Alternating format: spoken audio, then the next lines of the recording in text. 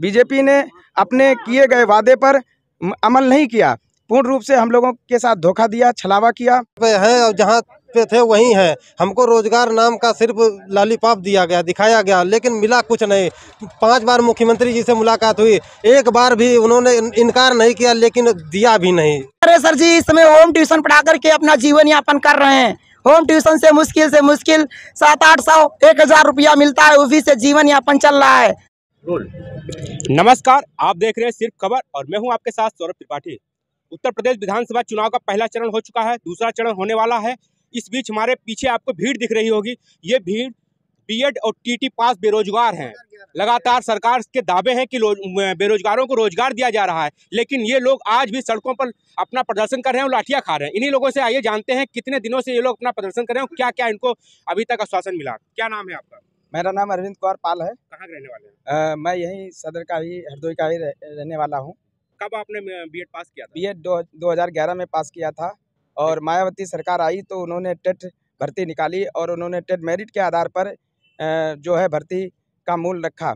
लेकिन उसके बाद में सरकार बदल गई और कोर्ट में मामला गया। कोर्ट में मामला जाने के बाद सपा सरकार आई। सपा सरकार ने 2012 का विज्ञापन निकाला।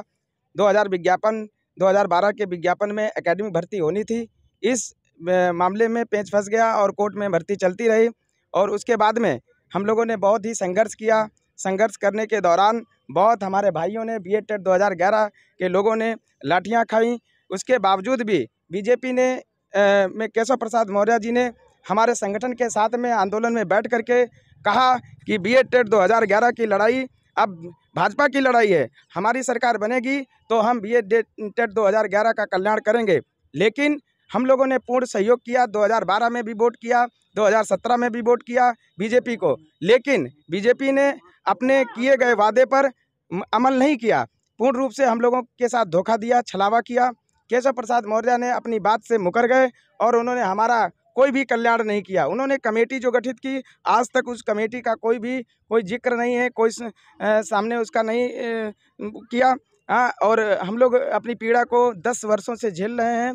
इसीलिए हम लोग यहाँ पर एकत्र होकर जो हमारे क्षेत्र के अनिल वर्मा जी हैं, उनके समर्थन में हम लोग यहाँ पर उतरे हुए हैं, क्योंकि सपा ने हम लोगों के लिए जो हमारा सम्मान हमें वापस दिलाने के लिए जो बात कही है, मैनिफेस्टो में भी शामिल किया। आप कह रहे हैं कि सपा ने आपको सम्मान दिलाने की बात कही है, लेकिन अगर हम देखें 5 साल पहले भी आपकी सपा सरकार थी और आप कह रहे हैं हमने 2010 में अपना बीएड पास किया। हाँ, मुख्यमंत्री अखिलेश यादव जी जब थे तो उन्होंने हमारे लोगों के लिए विज्ञापन निकाला था। 2012 का विज्ञापन निकाला था और वहाँ पर एकेडमिक से भर्ती होने की बात की थी। हम लोगों की एक दिन की काउंसलिंग भी हो गई थी, हम लोग काउंसलिंग कराए हुए भी थे, लेकिन कोर्ट में प्रक्रिया चलने के कारण जज ने ऐसा फैसला दिया और ये कहा कि जो टेट भर्ती हो गई है उनके साथ हम छेड़छाड़ नहीं करेंगे। लेकिन 2012 का विज्ञापन जो अखिलेश यादव जी के द्वारा निकाला हुआ है, वह भी विज्ञापन पूर्णतः सही है और सरकार चाहे तो इस विज्ञापन पर भी भर्ती कर सकती है। यानी कि हम लोग और भी लोग हैं। क्या नाम है आपका? जी, मेरा नाम उमाकांत दिनकर है। मैं टेट 11 मंडल अध्यक्ष हूं और हमारी 10 वर्षों की पीड़ा आप हमारे इन पीड़ित भाई लोगों से पूछ सकते हैं। और क्या नाम है? जी, मुकेश कुमार सर। कहाँ के रहने वाले हैं? यही मन्नापुर लखनऊ रोड के। कब आपने पास किया था? 2011 में सर बीएड। और तब से लगातार आश्वासन मिल रहे हैं। जी, क्या कह रही है सरकार? तो सरकार के दावे हैं कि हमने रोजगार दिया लोगों को, जो योग्यता अनुसार थे उनको रोजगार मिला, लेकिन फिर आप लोग कहाँ रहे? कुछ नहीं, हम लोग जो है जमीनी स्तर पे हैं और जहाँ पे थे वही हैं। हमको रोजगार नाम का सिर्फ लॉलीपॉप दिया गया, दिखाया गया, लेकिन मिला कुछ नहीं। 5 बार मुख्यमंत्री जी से मुलाकात हुई, एक बार भी उन्होंने इनकार नहीं किया, लेकिन दिया भी नहीं एक बार भी। और कमेटी हमारे लिए गठित की, कमेटी का अब आज तक रिपोर्ट भी नहीं आई हमारे पास। हम लोगों को समझ लो खाने पीने तक के लाले पड़ गए हैं। रोजगार बात करें इससे पहले आप लोग कहाँ प्रदर्शन कर चुके हैं, किन लोगों से मिल चुके हैं? प्रदर्शन सर हम लोग लखनऊ में इको गार्डन में 1 महीने तक प्रदर्शन किया, उसके बाद में दिल्ली इको जंतर मंतर पे प्रदर्शन किया, या हरदोई में भी प्रदर्शन किया, मतलब हर जगह प्रदर्शन किया। हर जगह हम लोगों ने अपनी मांग रखी भाजपा सरकार के सामने, लेकिन उन्होंने हमारा एक बार भी सुनवाई नहीं की।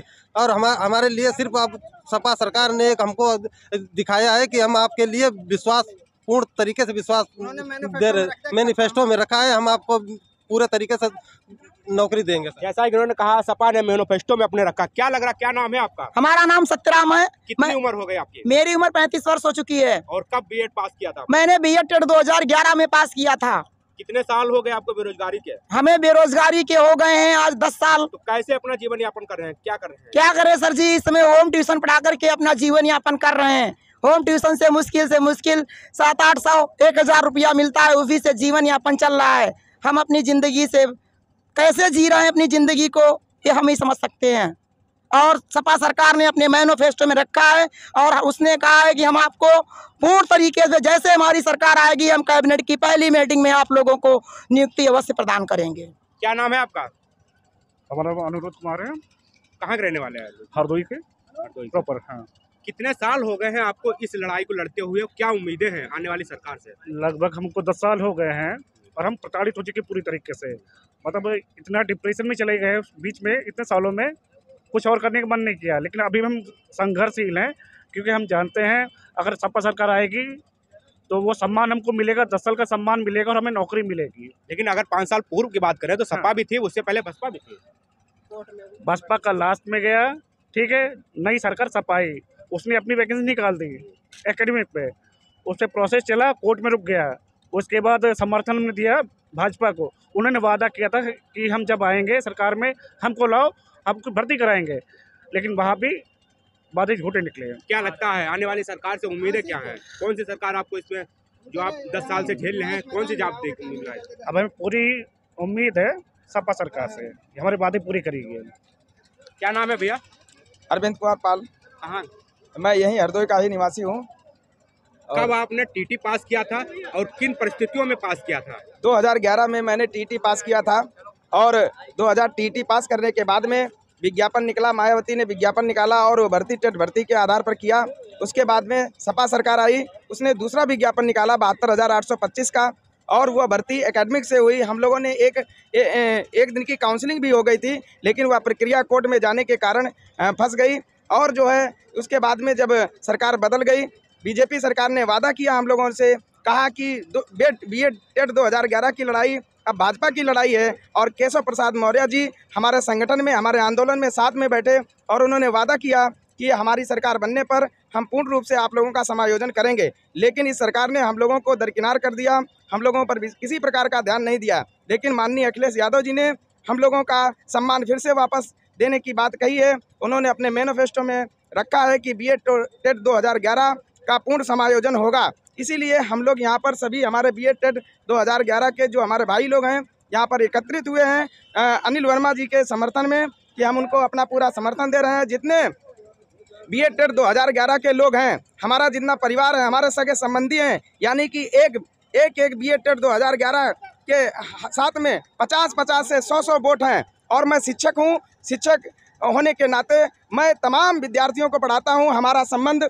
तमाम परिवार से है और मैं कोशिश करूंगा और मोटिवेट लोगों को कर रहा हूं कि वो समाजवादी पार्टी को वोट दे।